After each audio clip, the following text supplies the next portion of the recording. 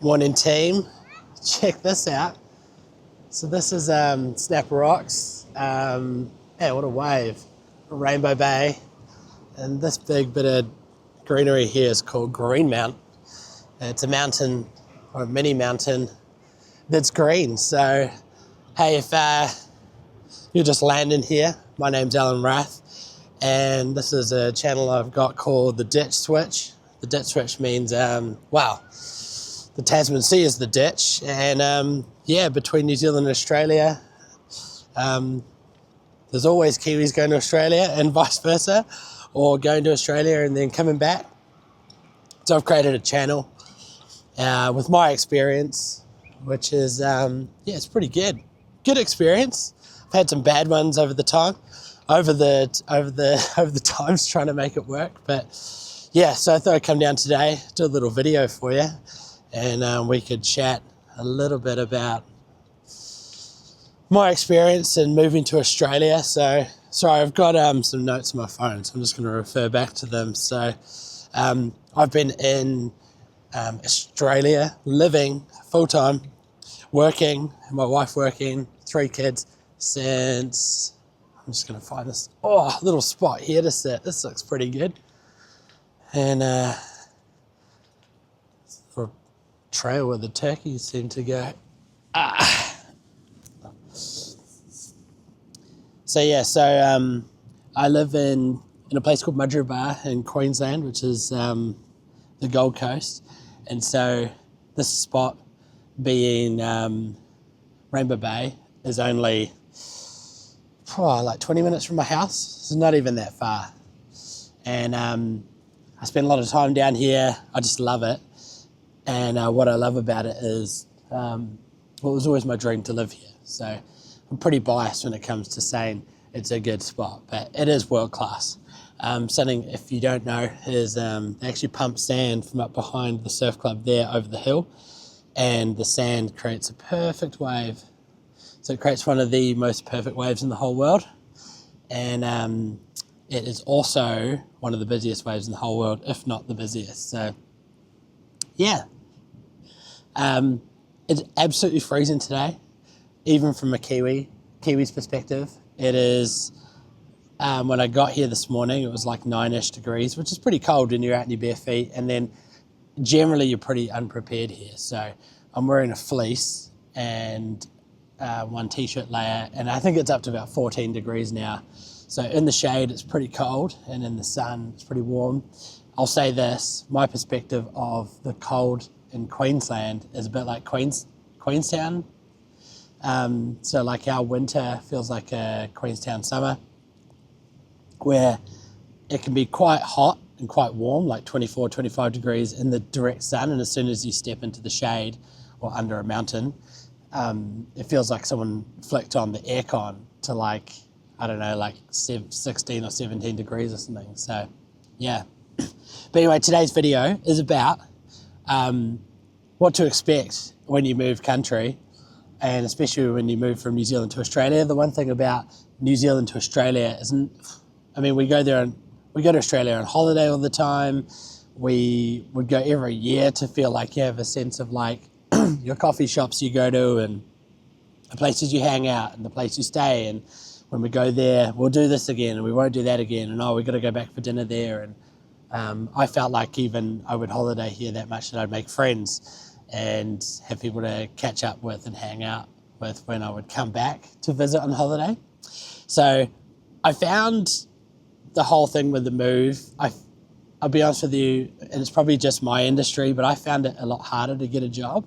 I work as a creative, and a lot of my career has been working as a graphic designer. The industry in Queensland it's just never really been there compared to the industry in like Sydney or Melbourne. So I'd done the stint where I lived in Sydney for a year, and I did have a lot of work, but still struggled to get the right job there as well. So we actually came over with my wife getting a job as a teacher. I think if you can get a job where you can live local and work local, that's the dream. So my wife being a teacher, we live 3 minutes from the school she works at, where the kids go to school. That has been really helpful, because you kind of have, you just have a life, you know, you're not over commuting. And the only gripe I would have is that sometimes I feel like we live too close and then you don't get that like decompression time driving home to come home and feel a bit more relaxed. You kind of go straight from work, straight home, straight to like kids and dinner and all that stuff.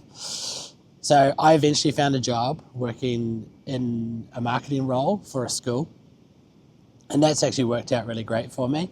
And I also work close to home. So I'm really grateful I don't have to jump on a train and commute to Brisbane for like over an hour. And everyone would always say to me, oh, you're a graphic designer, you're creative, wouldn't you just work remote? And it's like, wow, working remote, sure, but you need to have the trust built up with whoever you're working for them to trust that you're working and actually doing the job. So it's hard enough to build trust in an actual job, like a new job. So if you have a job and they'll let you go remote for a season, which I had a freelance client and they had me on for 20 hours a week. Anyway, I was easily able to leave and go overseas and still work and, you know, continue to work for them because we had a level of trust. Now, give me a sec. There's the one thing with the move is that it really did affect everyone differently in our family. I was, man, I feel like I should just turn around and give you a better view. Oh no, that's just gonna hurt my back if I sit there. Oh, you can have a view of just my face, okay? I felt like it really did affect everyone different in our family. So for me, as a man, my mindset was all about making this work, providing, getting us there, and just making sure that everything was stable as much as I don't know. I felt like I did the classic man thing and pushed down all the emotion, and then you probably let the emotion come out later on. Whereas for my wife, I felt like it was harder for her because, you know, you've got 3 kids and they're friends in their school and they're like, you know, the parents you're friends with and stuff. So a little bit harder for her. She went straight into working full time. So that was, she had a lot to focus on. The one thing I did find with our kids is I was really grateful about is that they were really difficult. Well, not really difficult. One of them was really difficult and didn't want to go and told us we'd ruined his life. And when we told him we were going to go, for a dad, that was actually a really hard moment, you know, to then actually have to put your balls on the line and be like, nah, this is going to work. So I felt like I had a lot of pressure riding on me, like as a dad and as a husband, you know, not to screw people's lives up. So my whole goal when we were arriving there was just to be really like kid-centered and make sure I was there for drop-offs and pickups and early pickups, you know, waiting at school, just so that I could, just so it was not bumpy at all, you know.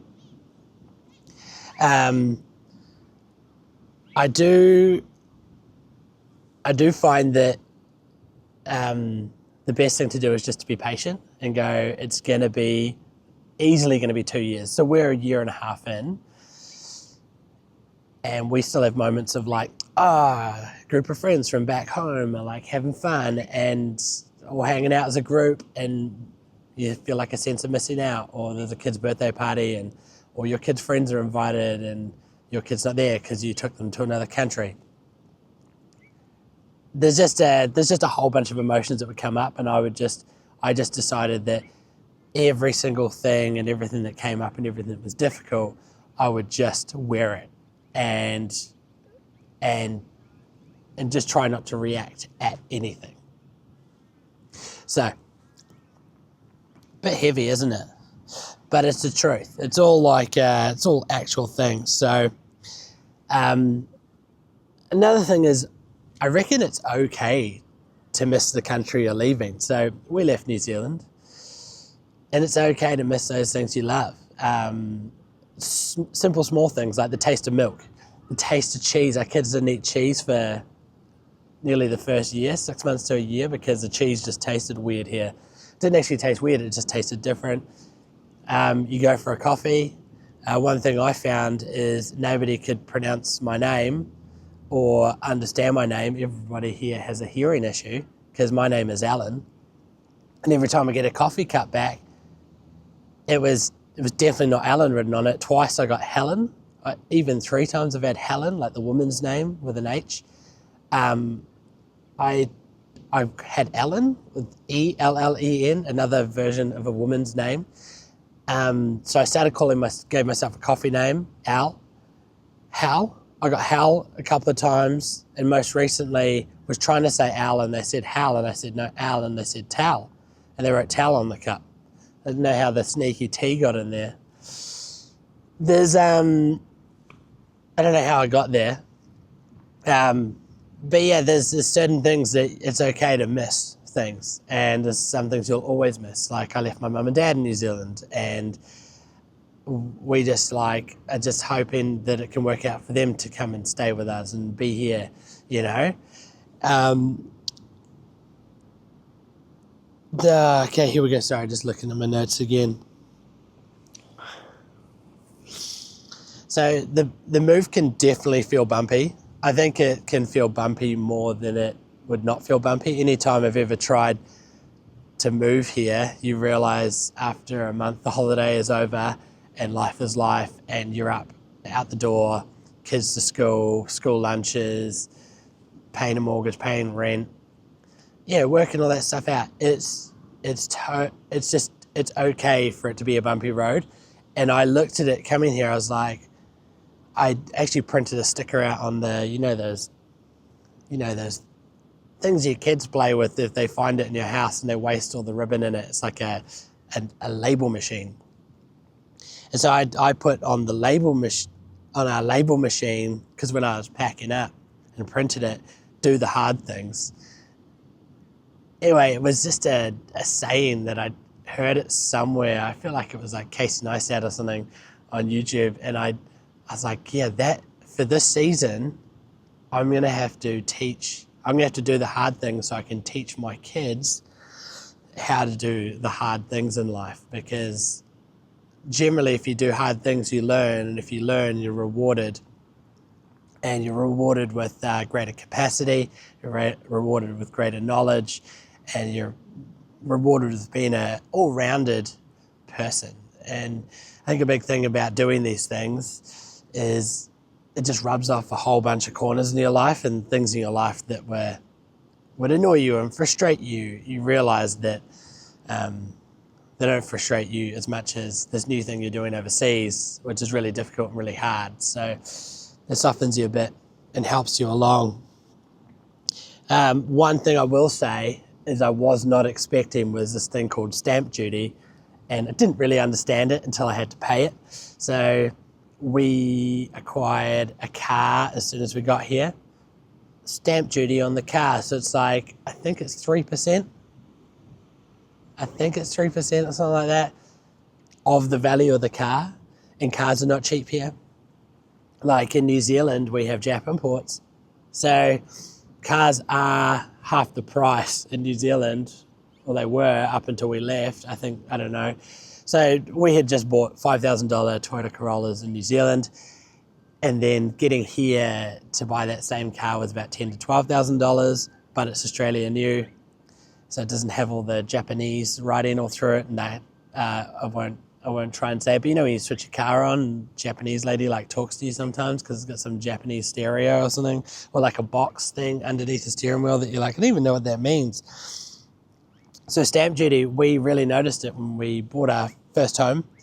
I'll say this though, we never owned a home. I'm 43 and we worked really flipping hard and could never actually afford to do it. And then within the first year of being here in Australia, we bought our own home, which I was incredibly stoked about and made it really worth it. I was really grateful. And that house went up almost 10% in value in the first 4 months of buying it. So the stamp duty on our house was flipping expensive.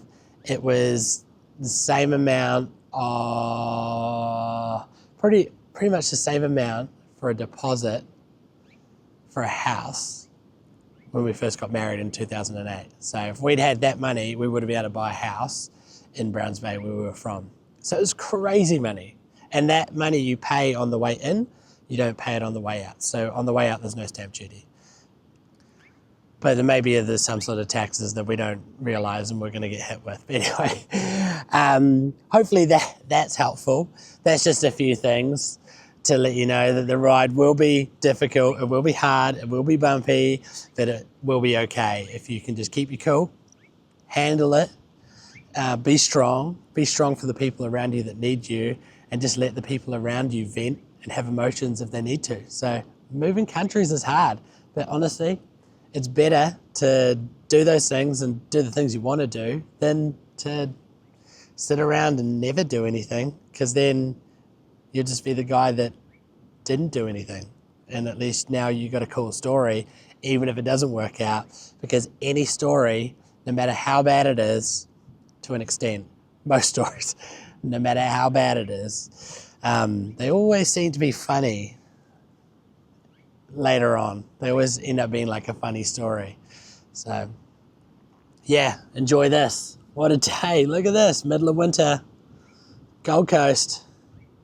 Phew.